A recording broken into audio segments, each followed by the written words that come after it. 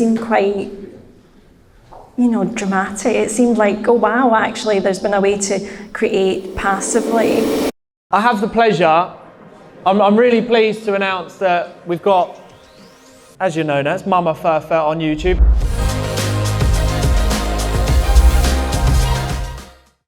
Especially in the climate we're living in right now, investing should be something, once you know the basics and you understand completely, you can get that for yourself, but you have to make sure you've got cash. You have to make sure, actively paying off debt as much as you can as well, because if you're doing too many things, you're not going to be able to get strong enough in one area if you're focusing all over the place. How has YouTube been, how has it served you in terms of new cash flow? Me to leave full-time employment. It allowed, for the past year and a half, I've been able to be at home. I've been able to do different things. Life has changed kind of a bit dramatically in the past 6 months. It's allowed me to support that and make those changes as well. The goal is never to make money from it. What it is about sharing your message, and then it naturally becomes that revenue stream over time.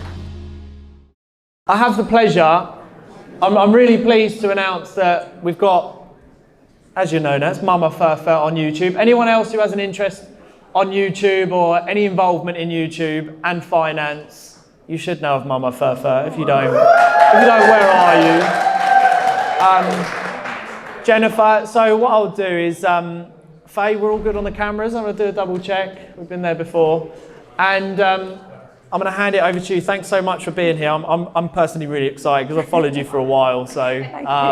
Let's get into it. So if you could introduce yourself to anyone who doesn't know. Hi there. I have a Scottish accent, so I'll try and speak slowly in case it's a little bit difficult to understand. My name's Jennifer Kempson. I go by the name MamaFuFur, and I'll quickly start by saying why. So it might seem a little bit of a strange nickname, and when I started out making content, it was like a motherhood blog that I started. It was about 8 years ago, and so I wanted something about motherhood. So my first videos, if you go on YouTube, are about those kind of aspects of parenthood. So it was Mama, and then Furfur, my name is Jennifer, and it was a nickname that reverb there. And Furfur was kind of a nickname I had. So people always ask me where the name came from, and so when I started YouTube, because I made videos about parenthood and motherhood, it kind of just fitted in, and I just made videos about budgeting, and we'll talk about that. So I mainly have a YouTube channel in the UK and an Instagram account, and I talk about investing, money, budgeting, family life, prosperity, that kind of stuff. Awesome. Well, for anyone who hasn't checked out MamaFuFur's channel, please do so. It's got some awesome value in it, and it breaks it down nice and easy, because a lot of people, when they get into finance or investing, don't really know where to start. Yeah, exactly. There's a lot of jargon and stuff like that, so do go check it out. It's an awesome channel. So just to kick it off with, people learning about finance, everyone's a guru, and look, everyone has their own experiences in finance. Everyone invests, everyone's an investor. That's certainly something everyone is nowadays. But it's very hard to work out who to listen to. So just to kick it off with, in terms of actually trying to go about finding out the right financial information, what's kind of your insight and experience in terms of learning from the right people? So when I started YouTube properly, that was about 4.5 years ago, and there was only, I mentioned this I think on our live a couple of weeks ago, that there was only like myself and Pete Matthews from Meaningful Money. Like there was nobody really in the UK talking about money at all. And so my journey was very similar maybe to a lot of you who are whatever aspect of investing in money, you may be doing property or the stock market. You're picking up books and learning, and I really struggled to find anyone in the UK, like actually the UK jargon. So when I had started, it was very much like Rich Dad, Poor Dad. It was also Dave Ramsey and people like that, where it was all US centric. And so I took what I was learning and then actively went out and tried to find UK equivalents, because I just couldn't. And so a lot of my videos were teaching how I was actually learning to do the investments and that kind of side of it directly. So lots of tutorials and learning that way. Yeah, I think, who watches financial videos in here? Does anyone sort of watch a lot of financial videos? I think one thing that I've learned over my time in working in investments and also watching videos is that I think there's a lot of people that talk about finance, and you can kind of sort of smell beyond the bullshit that not necessarily, to me certainly, that they're not necessarily doing it. And I think we tend to listen to a lot of people that tell us to go straight into investing. Okay, it's really cool to go open a trading 212, whereas really it's like fundamentals first. So I know we've spoken about it before, but just any finance, it makes no sense to invest if you haven't got an emergency fund set up. So it's just like fundamentals first, isn't it, before you get too excited about being an investor? So in my journey, I should probably explain, I'll backpedal a little bit. So I started finding out about money because when I entered a relationship, the partner came with debt, so it was about £24,000 worth of consumer debt. I'd never had debt before. I'd always grown up living cash. My mum and dad never really had credit cards. And so I made it a goal, probably as a lot of you as well, debt's something that's not comfortable. It wasn't comfortable for me, and so I wanted to pay it off. And it was learning all about that very actively, you know, that just making sure that it was something then that I could get rid of to focus on other areas. So to answer your question, investing was a secondary goal after the debt had been tackled and everything like that. And I think, especially in the climate we're living in right now, investing should be something, once you know the basics and you understand completely, you know, you can get that for yourself, but you have to make sure you've got cash. You have to make sure, you know, actively paying off debt as much as you can as well, because if you're doing too many things, you're just not, you're not going to be able to get strong enough in one area if you're focusing all over the place. Yeah. Just out of curiosity, everyone in here, who has an emergency fund, by the way? Just show of hands. Who actually has, who could live on that emergency fund for more than 3 months? Who could live on that emergency fund more than 6 months? 12 months?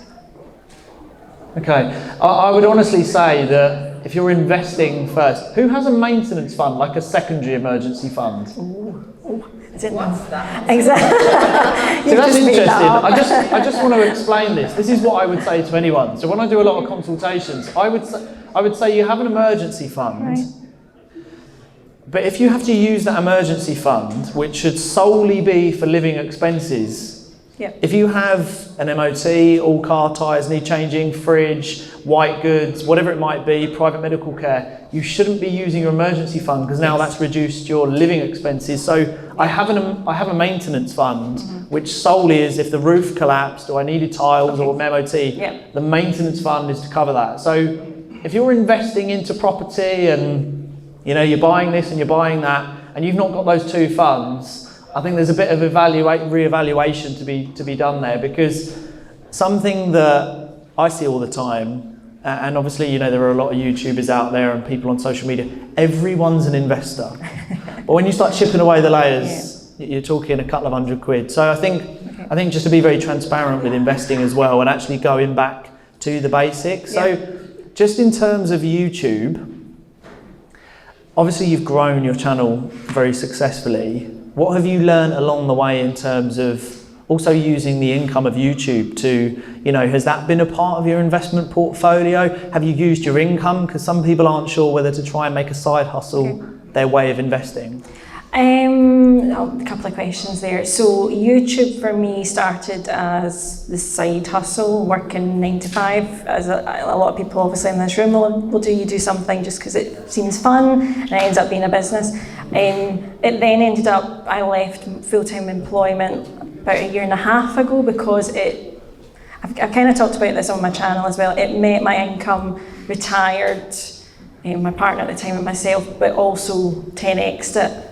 It's that growth that probably everyone's really kind of hoping for very quickly, and so that became an income that was getting invested, but also building life as well. And you talked about multiple incomes. I think it's key as well when you're building a business. You really have to think about just not one stream. So it won't just be that I have YouTube revenue, it's that I've got investments, it's that you're thinking about books, courses, property, whatever. It's multiple, it's lots of different ways you're making money. And do you think that at the moment that's really important? Because anyone I ever talk to at the moment, I think we had it on our live actually. We did a live not too long ago where we had some questions come through and people were saying, should I invest in the stock market now, and should I do this, and should I do? And what they were talking about is parking up their money. I think at the moment it's never been more important to be liquid in cash and have cash flow. So when people are looking to invest in this and crypto and property and stuff like this, you've got to remember you're parking money up for a long time. The only way to be a rapidly rising economy is to make more money, and that's something that's really important, which side hustles and starting businesses, you can do it, can't you, with minimal money. Things like YouTube, social media, but being like really smart with cash flow. And I think that's where people look to invest in the stock market, like all these apps. And is that a good thing or a bad thing that apps are so easily obtainable and you can just download them? That's the 50-50 question. So when I started investing 7-8 years ago, there was basically, touched upon this as well, there was basically Vanguard, I think Hargreaves Lansdown, AG Bell, and they were very, very clinical, if that's the best way to describe it. They were very kind of black and white, hard to understand. Vanguard was a little bit easier, and what we really saw is a surge, particularly over lockdown, of all these apps. So to answer your question, is it better? I think you have to treat it the way that you would with any app. If you're using it constantly, so I always talk about when you're investing, I think Andy mentioned it, you invest once a month, you've got your index funds, your stocks that you're buying. If you're sitting on your phone though, checking it every single day, has it gone up, has it gone down, and the stress that brings, then there's something not quite right with maybe how you're investing, unless that's definitely your full-time job and you want to do trading. And I think with apps, it's made it easier for that instant gratification hit of the money. But the flip side is there is so many apps out there that they've got so much more knowledge as well. So a lot of the apps have built-in education platforms, that might well put you onto YouTube or Instagram or TikTok to learn more, but they're actually trying to teach you as well. So in a roundabout way, I think it's good because more people are getting access, and it's certainly far easier to invest than it was when I started. But I would also treat it with caution. I would also say, don't have so many apps that you can't really keep track of what you're actually doing. Like having £10 in one when you've got 100 in another, or 10,000 in one. Just make sure you're using the apps that you like, really. Yeah. No, it's some really important points. I want to just ask the audience who here has a Trading 212 money box or some form of investment account? Now, if you have money available, are people tending to invest into an app, or would they invest into themselves? So who would invest into themselves first and foremost with extra cash I'm talking about? And then would anyone go straight into an investment with extra cash that they're earning? Okay, so investing into yourself. So I think this is another debate at the moment, is parking investments into like investment funds and stuff like that, or whether you invest into yourself to educate and then go on to build a business. YouTube is essentially a business, isn't it? And I want to touch on this because I've spoken about this with other people, and I think unless people are really in and amongst YouTube, which is a hard game, it is a business, isn't it? It has analytics behind it, and it can grow. You can generate great revenue. So how has YouTube been, how has it served you in terms of new cash flow? Well, I touched upon it. Allowed me to leave full-time employment. It allowed, for the past year and a half, I've been able to be at home. I've been able to do different things. Life has changed kind of a bit dramatically in the past 6 months. It's allowed me to support that and make those changes as well.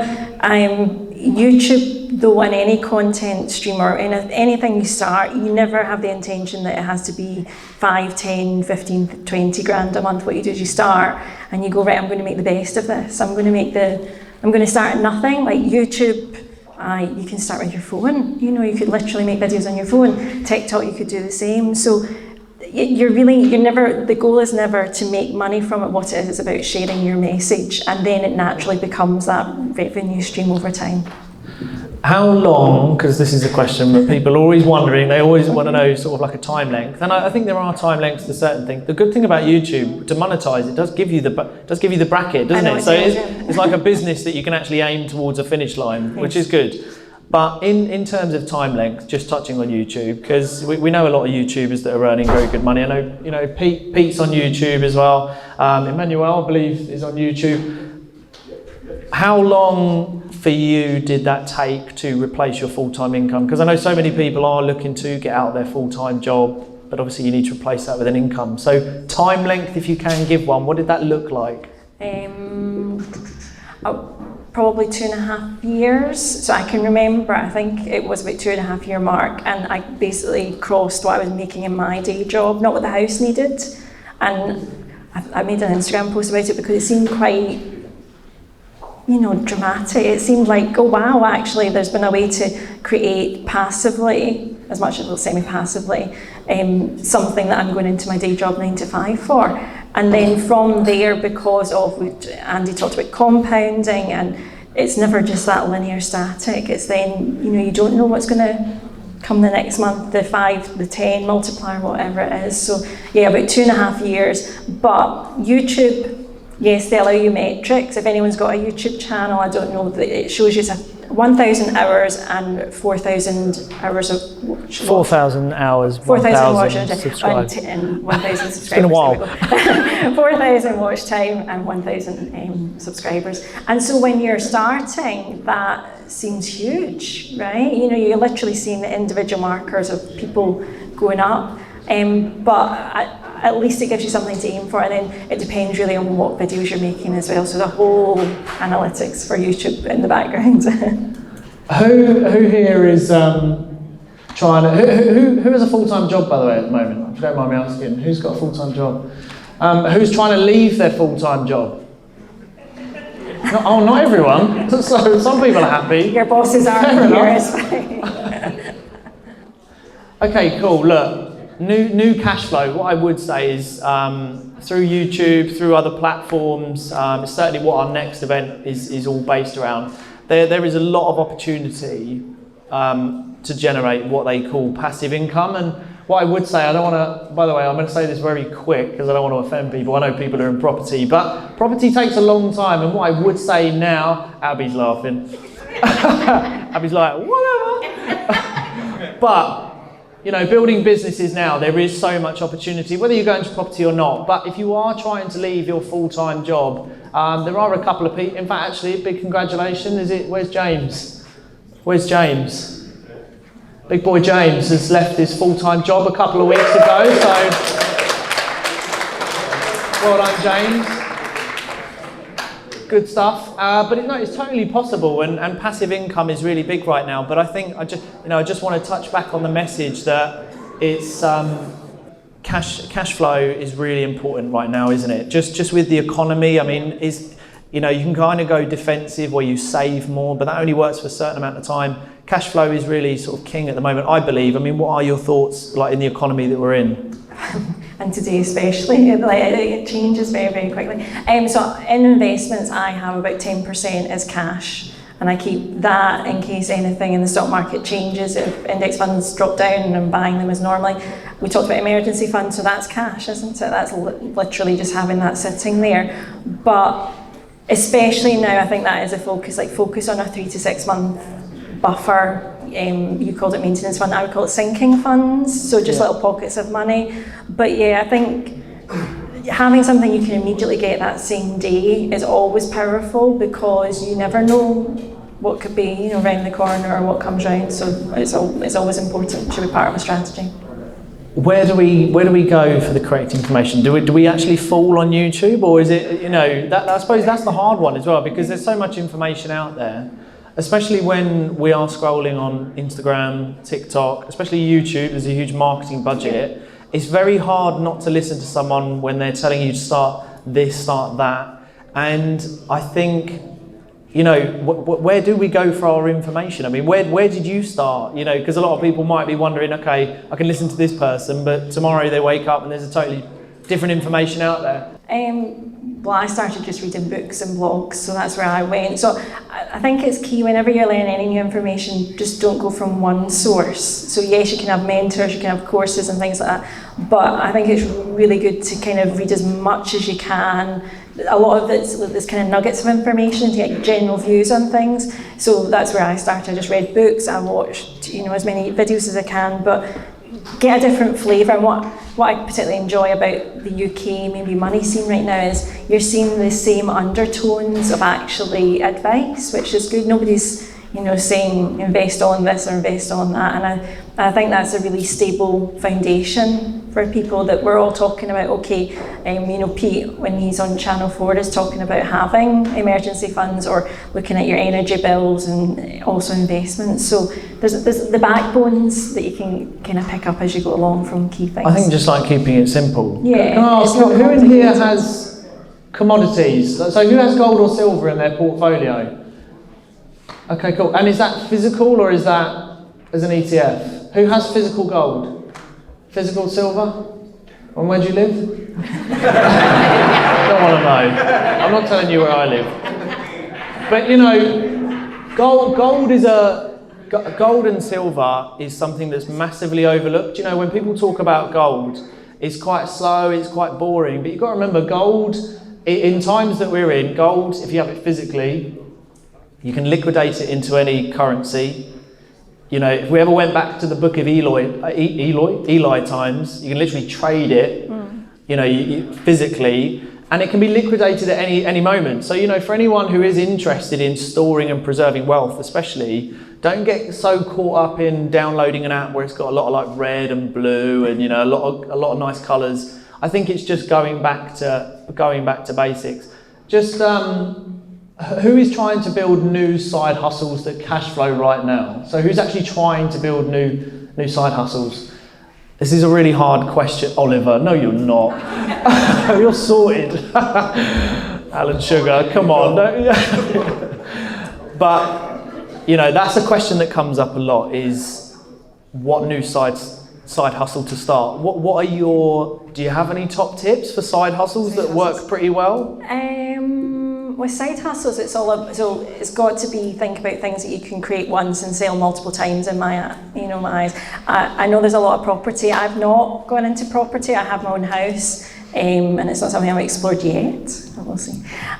So for me, I created YouTube, which was creating content once and then people can watch it multiple times. It's still going on 4.5 years later. I also created digital products. I have digital books, digital courses, and I think that's really key. If there's anything you can do that you are great at, where you can package it once and sell multiple times and it's still the same quality, I think that's a really great niche to be in. And the other thing is, not overlook just maybe what you do in a day job. Is there some way you can help people in more hours afterwards for a premium?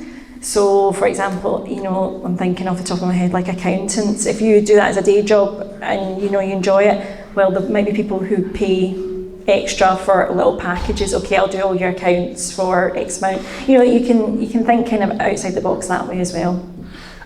And how do we make investing not boring? Because that's the other thing, is long-term investing I certainly haven't come across many, is where people can envision themselves, especially at a young age, where you say to an 18, 19, 20-year-old, try and imagine yourself and what you're going to have in the bank or in your stocks and shares at 50 years old. It's very hard for them to do that. Yeah. Is there a way of informing people, saying, look, slow down, go back to basics, and if you don't get carried away and dump your money in this and dump your money in that, which could be risky, whatever it might be, to sort of inform people actually to look that 15 and 20 years ahead? Because it's really important, isn't it?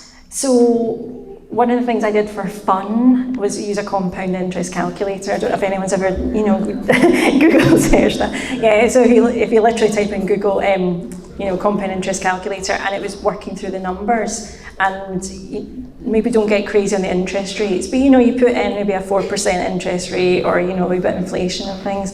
And for me, it was seeing that. But maybe something else to highlight is, don't sacrifice right now for what you think it could be worth in the future. So I liked Andrew's talk, although he gave the example of 10%, and we can say whether that's realistic or not. It is important though that what you're planning for, there is going to be wiggle room. So when you look at these numbers in 20 or 40 years time, it could say, 500k or $1 million. Just be aware that, that might not be the guaranteed amount that you have. It could be more, it could be less. So make sure you've got a balance over what's important right now as well as these goals.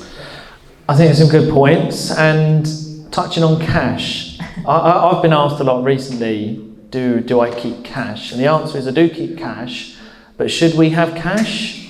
I think it's half and half. I think first, yeah. Oh, actually, do you know what? Let's throw a spin on it. Scottish money? I've got Scottish money in my purse. Hey, money's money. In here, who has more than 3 bank accounts? Who has more than 5 bank accounts? Who has more than 10 bank accounts? I'm literally the... Oh, okay. Do you have more than 10? No, just putting your hand up, love that. So I have 23 bank accounts now, which all serve a Name them. I've done a YouTube, there you go, that will name them. But I think it's important to have different bank accounts, so to sort of like mitigate risk in terms of just spreading your money and having some in cash and having some in the bank. But that's the other thing, like standing orders. I'm always surprised at the amount of people that haven't got standing orders set up. Have you got standing orders for all of yours? So in terms of the actual accounts, it probably my investments accounts are standing orders. What I do is at the start of the month when I'm budgeting or spreading it out is I'll move set amounts. So I'm very keen on when we're doing anything to do with money or managing the household, or if you're managing your property, you'll know roughly the amounts that you need, but always have a little bit of buffer as well. So don't just put the amount of money that you need. So let's say for your bills it's maybe £1,400 or 18. Don't just put that amount, maybe put like an extra 10%, just because, particularly lots of bills change quite dramatically, or, suddenly it can be quite a difference. So that gives you that buffer so that nothing bounces as well, but a couple of standing orders. And how much sort of cash do you hold? Is that something you do quite a bit? Because I think it's still important to hold cash. I know we don't carry a lot around with us, but I think in terms of like quick payments, like quick reserve stuff, I think it still serves a purpose. But there's not much cash circulating in general, but is it something you hold on to? So my cash is in my business more than anything. So because of the way my business is set up, I'm a shareholder, I can take dividends. So that's my immediate cash. So in there would be X amount of years or whatever I needed. So I don't have a cash ISA in that way. I keep it in my business, so I can take it out that way. Okay, cool. So, not trading apps, investment apps. Okay. There are a lot out there. There's new coming to the market all the time. I had a couple drop into my email, but what are the apps that you're using right now? And just a couple of pointers around why, because I'm a big fan of Moneybox. I have been with Moneybox now for, I don't know, the last 4.5 years. What apps do you use and why? Okay, so app-wise, I've got Trading 212. I've got eToro. I'm a popular investor there, so I'm on that quite a lot. I've got Free Trade. I've got Stake as well, just a little bit. But Vanguard is where I have the majority. So I've got my pension. I've got bulk of my investments in there, but they don't have an app. So main ones would be in order. Probably eToro's got the largest amount, and then Vanguard and eToro, and then Trading 212 and Free Trade. Okay, cool. Pensions. This is, I don't know, is Pete still here? Still here. He's still here, okay, I'll watch what's saying. I'm half and half about pensions, corporate pensions. Pete, you can literally disagree with me and shout at any point and run on the stage, but I've got half and half about pensions. And I'll explain why in a minute, but is pensions something that you invest into? Do you have a private pension? Do you still run a corporate that you pay into? How's your setup at the moment? To them, so I've got a SIP, I've got a corporate pension as well. I've also got, another thing to think about is you can have investments from your business as well. I don't know if some people do that, we can actually invest in investment portfolios as well. So pensions, I think we touched upon this as well tonight, you have to assume that the government might not be able to fund your retirement. Okay, so that's, if I can give you anything tonight, that would be it. Don't assume that there's going to be a state pension for our age. Just go with that assumption. So pensions are definitely a great focus. You can also do it for your kids from birth, which is, it's just incredible. We can put so for example, with my two, I've got junior ISAs that put £100 in there, and that'll just compound, till they grow up as well. So yeah, I'm always in the mind for pensions, but also think about your immediate investments. So don't just have a pension, also have an investment ISA, things that you can get immediate access to as well. I think it's a good balance. My take on it is, without going into it too deep, and sort of what I believe around it. But in terms of pensions, I just believe when it comes to investing, it's all about control.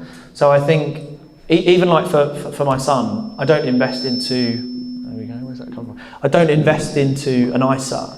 I just have a standard savings account for my son. The reason being is I have full control over it. So he's not going to hit a certain age and he gets access to it and I don't. I have full control over to it when I want to give it to him. 18, 21, 25, might even be 30, I don't know.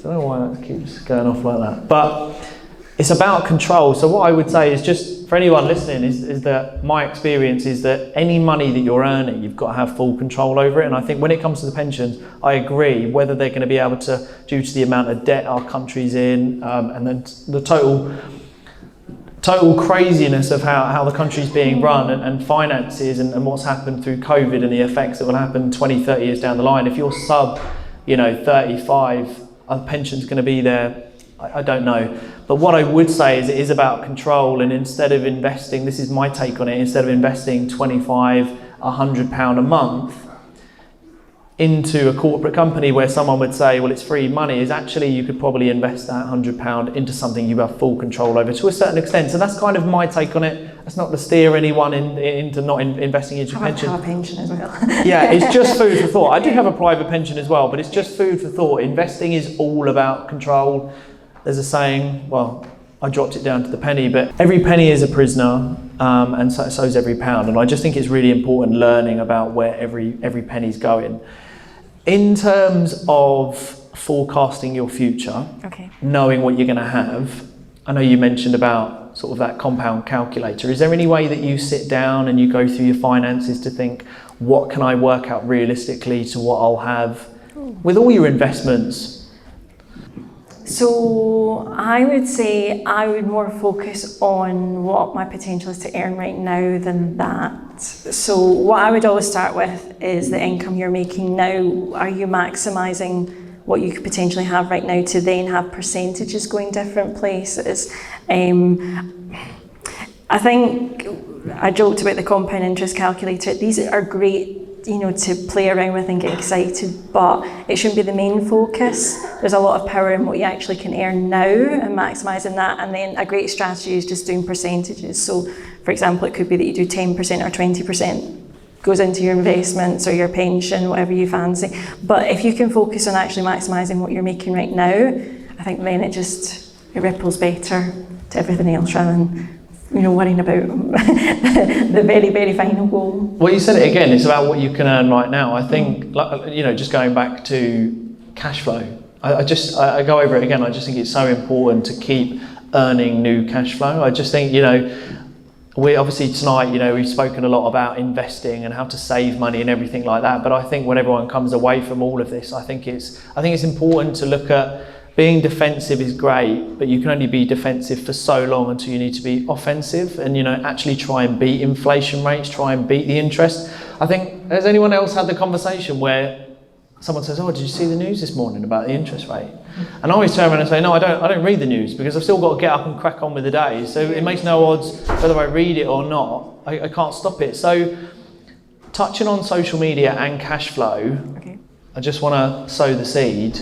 There is a lot of opportunity, isn't there?